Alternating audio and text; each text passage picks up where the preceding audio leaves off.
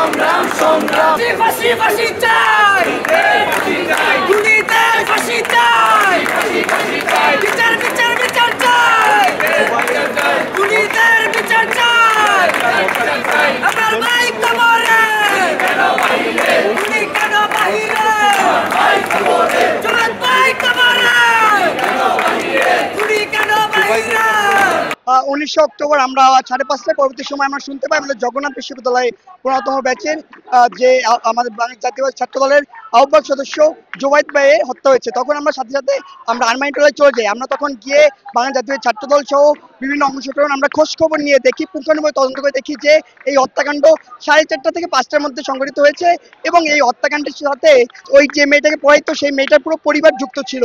তো এটা একটা পূর্ব পরিকল্পিত হত্যাকাণ্ড, প্রায় 1 মাস আগে থেকে এটা পরিকল্পনা ছিল।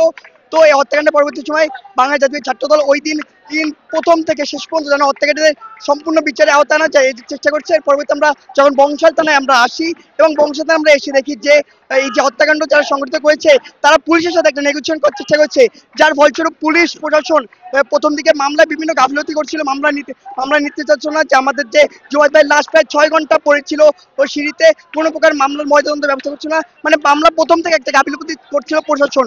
তার প্রতিবাদ স্বরূপ আমরা আজকে কোর্ট চত্বরে এসেছি। আমরা এখানে বিক্ষোভ কর্মসূচি করছি যেন যে জুবাইদ ভাই যে হত্যাকারী আছে তারা সম্পূর্ণ শাস্তি মৃত্যুদণ্ড বাস্তবায়িত হয়।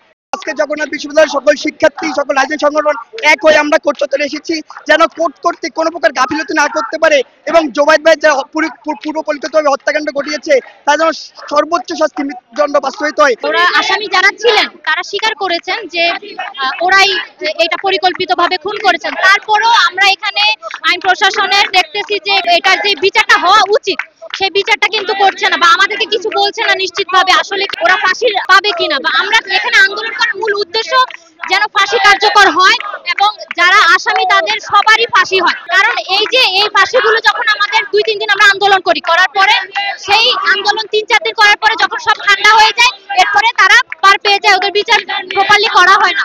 আর আমরা কিন্তু আমাদের ভবিষ্যৎ অনিশ্চিত, আমরা যে ঘর থেকে বের হব আমাদের কিন্তু নেক্সট টাইম বের হইতে আমাদের ভয় লাগে যে আমরা যে মারা যাব আমরা নিজেরাও জানবো না কি কারণে ঠিক মারা যাব, আমরাও অনিশ্চিত, আমাদের জীবন অনিশ্চিত। আমরা প্রত্যেকটা শিক্ষার্থীর জীবন নিশ্চিতকরণে আমরা এখানে মানববন্ধনে এসেছি। এই জুবাইরের ক্লু ধরে এটার যখন বিচারটা হবে তখন কিন্তু আসামিরা এক প্রকার ভয় পাবে, একটা খুন করতে 10 বার ভাববে।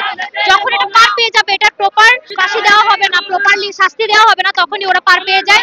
এরকম আরো অহরহ ঘটনা আগামীতে ঘটবে। তাই আমরা চাই এটার যুক্ত যত ওরা যেহেতু স্বীকার করেছে এটার ফাঁসি হোক, আমরা ফাঁসি কার্যকর চাই। আমাদের ছোট ভাই জুবায়ের পরশুদিন বিকাল 4:30টার দিকে পুরান ঢাকা আর্মানিটোলায় খুন হয়। আমাদের জুবায়েদের লাশ প্রায় 6.5 ঘন্টা সিঁড়িতে পড়েছিল। প্রশাসনের চরম উদাসীনতার কারণে 6.5 ঘন্টার পর পিবিআই গিয়ে লাশ উদ্ধার করে। আজকে সকালে দুপুরের দিকে প্রশাসন সংবাদ সম্মেলন করে জানিয়েছে আসামিরা গ্রেফতার হয়েছে। আমরা 1 মাসের মধ্যে বিশেষ ট্রাইব্যুনাল গঠন করে খুনিদের ফাঁসি দাবি করছি এবং পুরান ঢাকায় যে 19,000 জবিয়ান এখনো জীবিত তাদের নিরাপত্তা যে হুমকির মুখে, তাদের নিরাপত্তা নিশ্চিতের জন্য পুরান ঢাকায় প্রতিটি অলিতে গলিতে সিসি ক্যামেরা বসানো এবং প্রশাসনের সুদৃষ্টি কামনা করছি। প্রশাসন যদি এই ব্যাপারে সঠিক অ্যাকশন গ্রহণ না করে পুরো পুরান ঢাকা প্রশাসনের পদত্যাগ দাবি করছি।